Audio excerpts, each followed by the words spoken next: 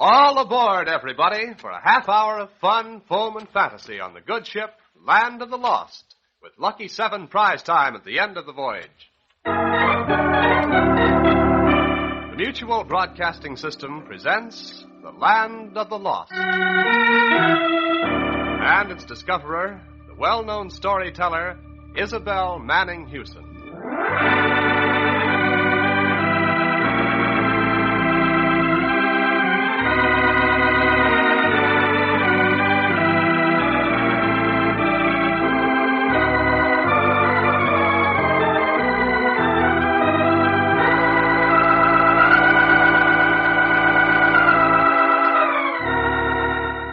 Yes, it's Land of the Lost time, everybody.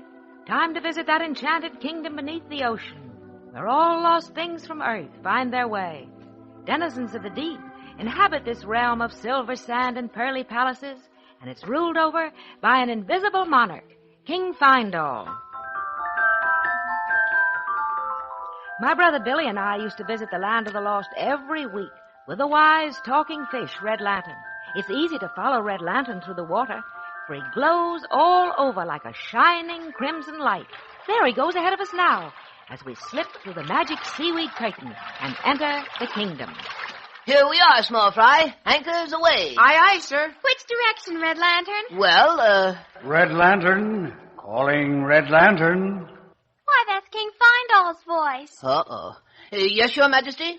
I have an errand for you, Red Lantern. An errand, sir?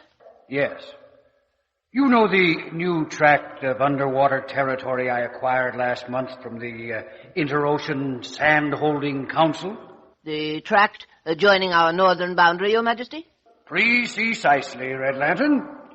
We've been receiving such a deluge of lost articles from up on Earth that I felt we needed some extra space to accommodate the overflow.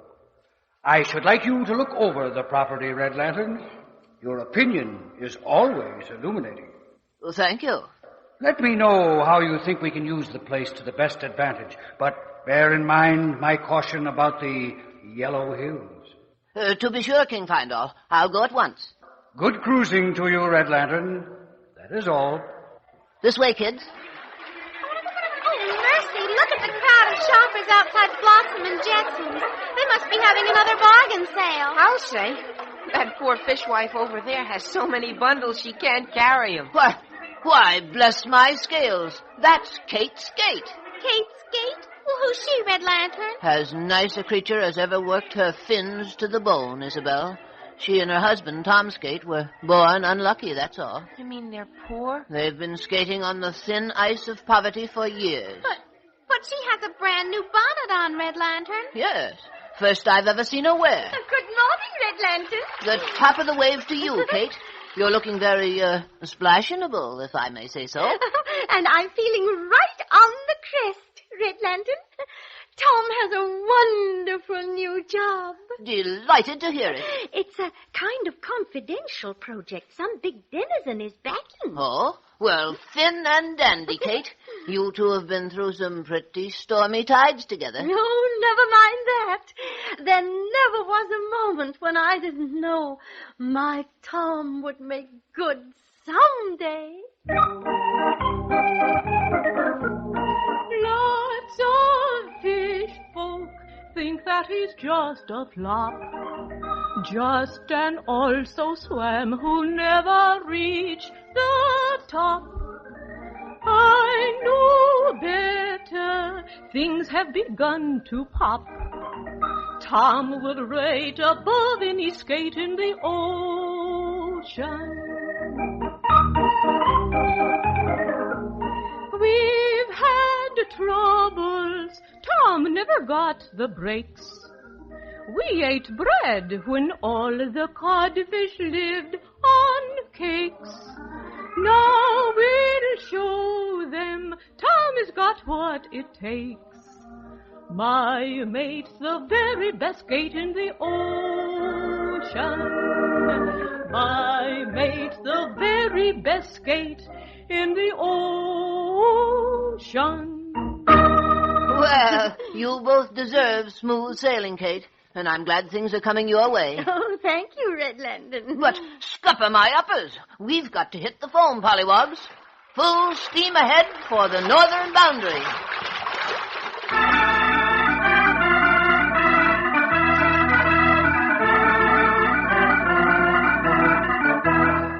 Hey, look what we're coming to.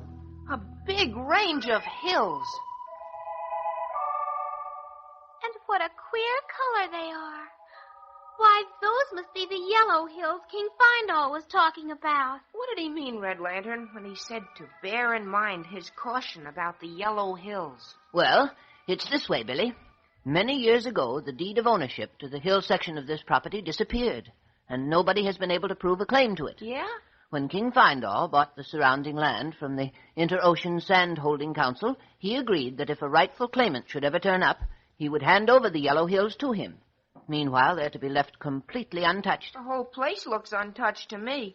Might as well be a desert. Yes, it is an out-of-the-way spot, all right. No one ever comes near it. But we... Red Lantern, Eh?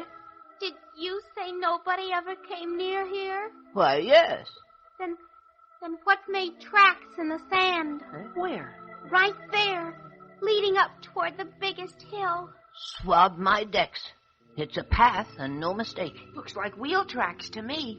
Lots of them. And the marks must be fresh or the water would have washed them away. Now, what in the name of Neptune? Let's follow them and find out. We'll follow them, and fast. The strangest thing is, I don't see where this path could possibly lead to. It seems to stop halfway up the hill. Keep climbing. We'll reach the end in a moment. As soon as we get around this big rock, we can... Oh, holy smoke! An entrance leading right into the hill. And hidden from below by that jutting boulder. Well, I'll be... Listen. Hear something in there? Sink me if I don't. But what is it? That's what we're going to find out right now. But, Red Lantern, it's dark inside. All the better for us. We don't want to be seen just yet. Oh, boy, come on. 1 second, Billy. Don't forget I'm personally rather conspicuous in the dark. What are you doing, Red Lantern? Just making a little magic, Isabel, to dim my light. There. How's that? Swell. You hardly glow at all now. But you'd better go first all the same to hide me. Isabel can bring up the rear. Now, forward, sneak. That noise we heard is getting louder. Hey, I can hear voices, too. Careful. Take it easy. Okay. Red Lantern, Eh? there's a fork in the passageway. One path slopes down to the right and the other up to the left. Take the upper one, Billy. If there's danger ahead, it's better to be top dogfish. Watch out. We're coming to an opening. Jiminy Christmas, look down below. There's where the other path led. By all that floats, we've stumbled onto a hidden mine. With dozens of fish miners working away. Look at the lamps in their heads. And watch them swing those pickaxes. Billy, listen. We are the miners of the deep. About our work we crawl and creep. A picking and a digging and a bending of our backs. And each one is mighty, mighty handy with an axe. A digging and a hewing, that is what we're always doing. And there's no one who can touch us with a crowbar when it comes to making cracks. Making cracks. Back, tadpoles. Back here into the passage where we can't be seen or heard. Who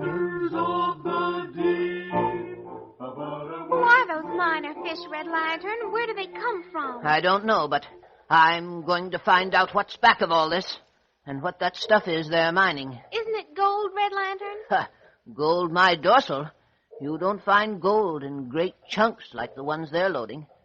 But it's something valuable, or there wouldn't be a gang in here after it. On your mark, you miners. The boss is on his way in. Hear that, Red Lantern? The miner's boss is coming. Let's go back to the edge and get a look at him. Wait for me. Golly, did you hurt yourself, Isabel? Oh, no, I'm all right. But there's something funny about this rock. Huh? gave a sort of flash when my heel scraped it, like this. Christopher Columbus. I should have guessed. No wonder they're digging the stuff out as fast as they can. Huh? Tadpoles, the entire inside of this hill is solid phosphorus. Why, it's worth $gillions. Phosphorus? That's why you saw the flash. Friction makes it shine in the dark. But never mind that now. We don't want to miss what's happening down below. Come on, where we can see. Down, pickaxes, and bayonet attention. Here's the ball. Good day, miners. At least it's a good day outside. Oh, Billy, what a nasty-looking creature. He's an amphibious lizard, Isabel. A newt. A newt? One of those slimy freshwater characters. Well, Foreman Spadeleaner, what's the output so far? Well, I've kept the boys busy, sir. We got nearly half a ton in the barrels already. Half a ton? It's not enough. I expected triple that amount.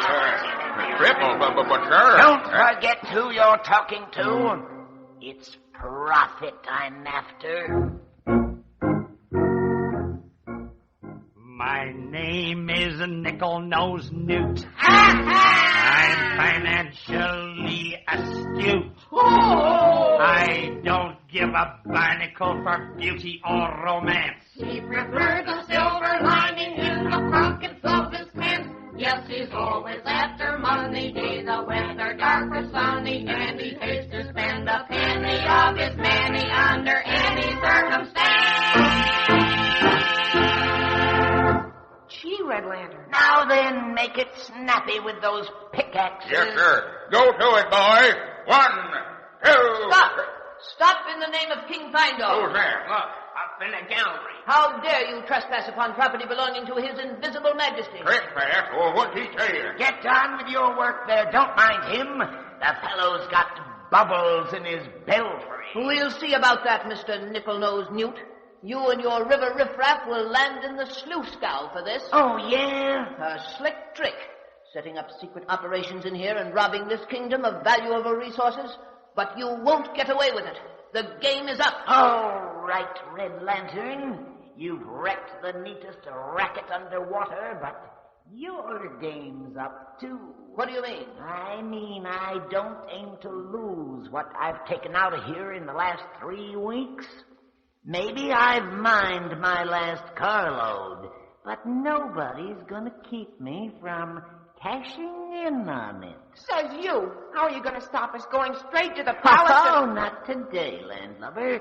I saw you dimwits come snooping in here. Huh? So I had some of my river riffraff follow along. They're behind you right now. Oh, snake! Water moccasins. Great gudgeon's ghost. Better act nice. One bite from a water moccasin, and that's all, brother. You unspeakable... Foreman Spadeleaner, hustle those loaded sea barrels out of here. Take the phosphorus to the regular place. I'll pay off the miner fish tonight. Okay, Mr. Newt. Get rolling, men. All right. Well, hold it. Don't move, earthworm. We moccasins mean business. Down there, the 3 of you. Take those steps in the rock. This way, Tadpoles. Nothing else we can do. That's it. Now, if you'll kindly step into this tunnel back here. Hold on. That's a dead end. What's the idea? The idea, old lantern puss, is to seal you and these landlubbers up good and tight so you won't spill the beans about this little venture of mine. Seal us up? That's what I said. Oh, yes, when it comes to stopping leaks, old Newt's pretty cute. Bring up some stones and mortar, Spadeleaner, and start filling her in. All right, Mr. Newt. Wait! You can't do this. You wouldn't dare. Who'll ever know about it? King Findall will send out a search party. But they'll never find you. The mine entrance will be blocked. the wheel tracks all smoothed away, and I'll be sitting pretty on a fortune in Phosphorus, way back upon the slimy river. Oh, Red Lantern, they're closing us in. There's only a little hole left. You moccasins can slither out now. We are shutting up shop. There they go. And we're left behind. Finish the job, spade leaner. Oh, help, help! I warn you, Newt. You'll pay for this. Ha, ha, ha! You can't stop Nickel-Nose Newt. I'll get away with all my loot. And leave you a-yelling and a-stewing in your juice. I'm safe, for you haven't got a chance of getting loose. No point in yelling louder, for I'm gonna take a powder. Here's mortar in your eye. That's how I say goodbye. It's time for Newty to bamboo. Let us out! Let us out! Help! Oh, Billy! Fins up, tadpoles. Never say lost. We'll get out of here some way. But how, Red Lantern? This wall they made is solid as Gibraltar. And they're going to block the outside entrance, too. Nickel-Nose Newt said so. Don't give up hope, Pollywogs. That's the quickest way to lose a battle. Oh, how can we hope, Red Lantern? When you're as old as I am, Isabel, you'll learn that help always comes somehow to people who go on trying, even when things look pretty dark. And speaking of the dark, I'd better light up again. Oh, boy. Makes me feel better already to see you shine out like that, Red Lantern. I've got to do more than shine now. Get busy and look around for possible cracks or hollow spots. The walls are awful old and dirty. You know, I have a feeling the tunnel was longer than this originally. That far end looks newer than the side walls. Hey, you're right, Red Lantern. There's a place where the cement shows around the edge. Oh, gosh, if we only had some tools to work with. What about that new jackknife of yours, Billy? Perhaps you could loosen the old cement with it. Oh, it's not heavy enough, Red Lantern. I'd ruin the blade. But, Billy, what's the use of saving the blade if we have to stay in here the rest of our lives? Okay, I'll try. But I can tell you right now, it's not gonna work.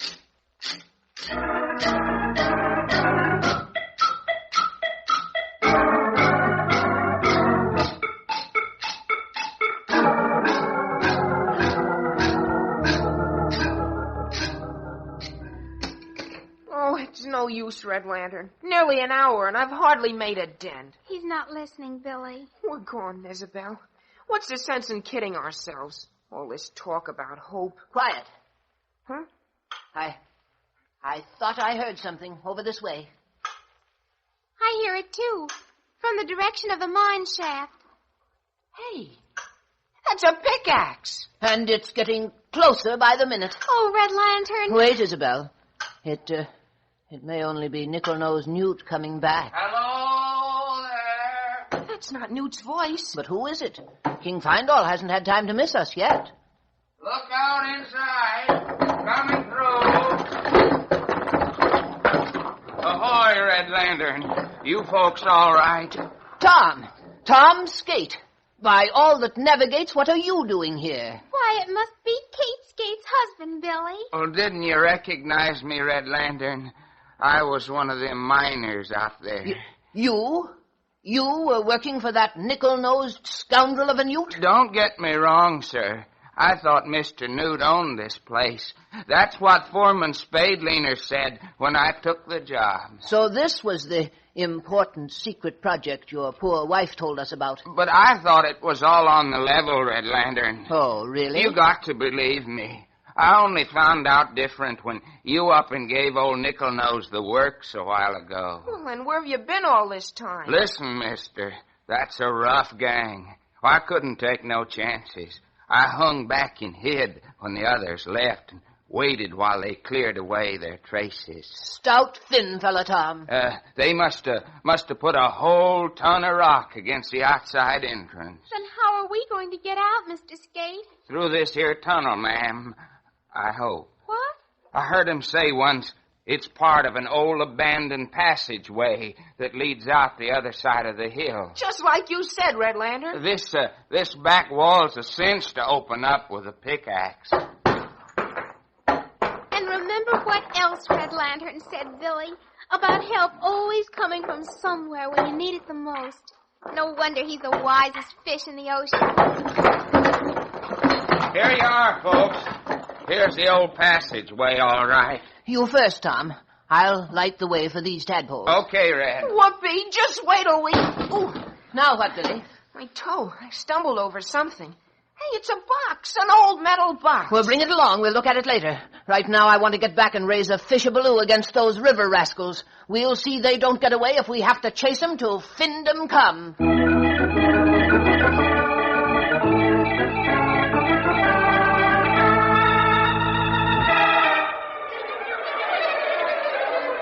Quiet, denizens all. Quiet. Is that the whole story, Red Lantern? Yes, Your Majesty. If it hadn't been for honest Tom Skate here, you might never have seen these Earth children or me again. Appalling. Simply appalling. I'll call out Captain Pine and the Toyland Marines at once by shortwave. Oh, boy, you can count on Captain Pine. Yes, sirree. Those fish are cooked already. What is it? What's all the excitement? Oh, look, there's Kate Skate. Tom! Oh, Tom, what are you doing back so early? What, Kate? You weren't fired, were you, Tom? Not on payday. I didn't get the gate, Kate, but I'm out of a job. We're flat again, honey. Oh, Tom. Wait a second, Kate. Tom discovered that his employers were a band of crooks, and it's due to him that they're going to be caught. There is one piece of unfinished business still to be dealt with, Red Lantern. The metal box that Billy discovered in the mine. Eh? Oh, dear me. I'd forgotten all about it. I'll open it at once, Your Majesty. Here you are, Red Lantern. Why, there's nothing in it but an old yellow piece of paper. Hold on, Isabel. What? That paper looks like... Yes, it is, a deed. A deed? What kind of a deed? By the Great Salt Lake, it's the deed to the Yellow Hills, signed 40 years ago by the original owner, old Phidippides W. Skate. Great Uncle Phidippides. Well, I never knew he owned that property. And leaving all rights therein to his newly hatched grand-sand nephew, Thomas Skate. Grand-sand nephew? Thomas Skate? Why, Tom... Tom, that's you! Me? Congratulations, Tom Skate. The Phosphorus mine and all that has been stolen from it belong to you. You're rich, Tom. Rich for life. And it couldn't happen to a better Skate.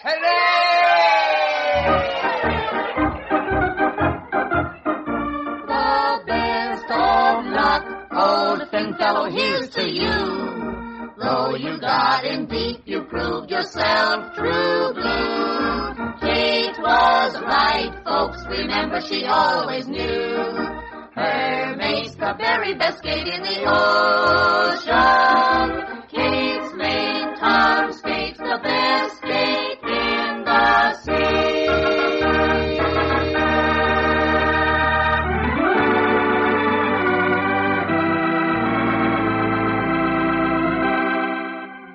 Here it is, Pollywogs. Lucky 7 time. But first, we have a surprise for you. Or rather, a prize for Isabel Manning Hewson. Well, what are you talking about, Jack? This is the time when Yes, I know that you award prizes. You'll have a chance later. But first, here's a guest who's just come in the studio and who, believe it or not, has a prize for you. Miss Martha F. Allen, National Executive of Campfire Girls Incorporated. Why, how do you do, Miss Allen? I'm very glad to see you. And I'm glad to be here. I'm the person who's brought you a prize. You have? Yes, I have. I'm here today representing 360,000 campfire girls from all over the country. They've elected you an honorary member.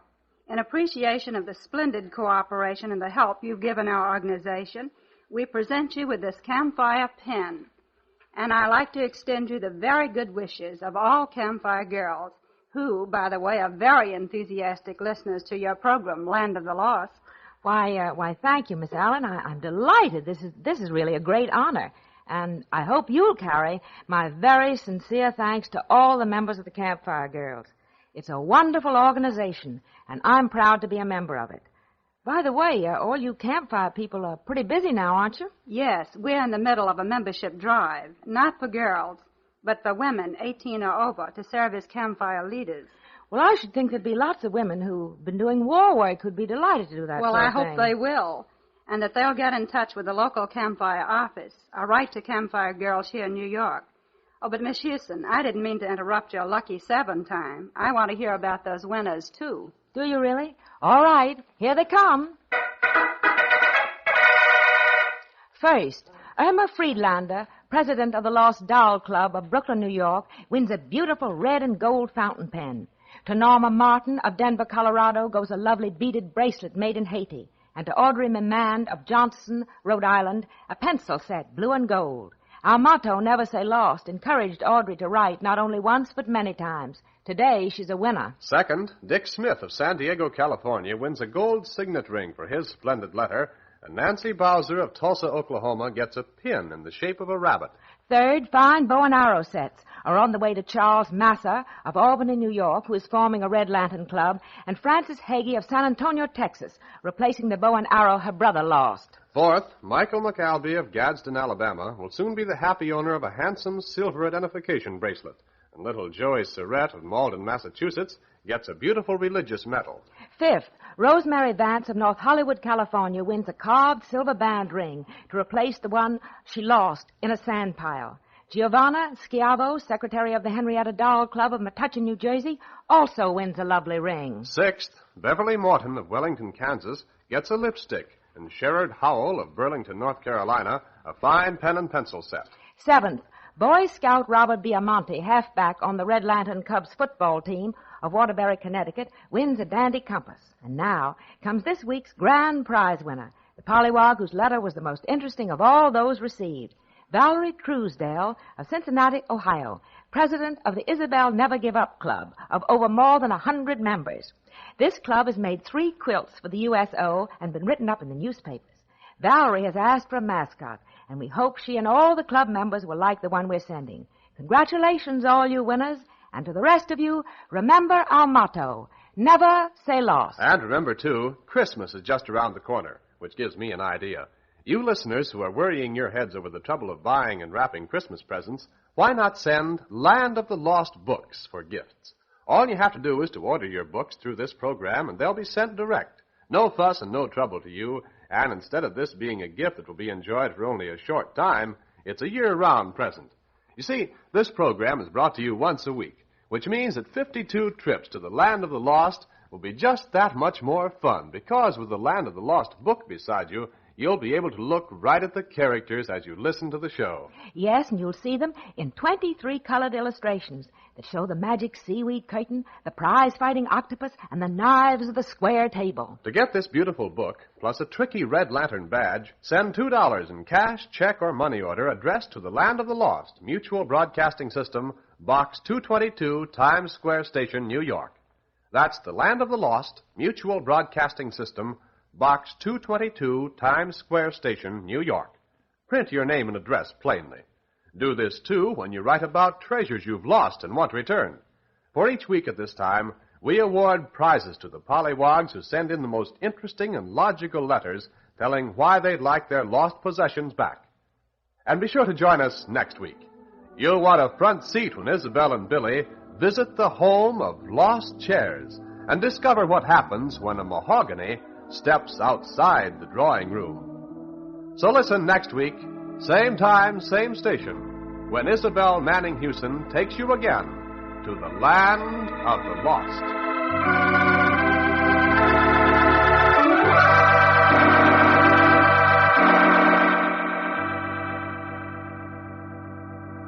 The Land of the Lost is an original story by Isabel Manning Hewson. The director is Cyril Armbruster. Vocal arrangements, Peggy Marshall. Lyrics, Barbara Miller. Musical background, Gene Perazzo.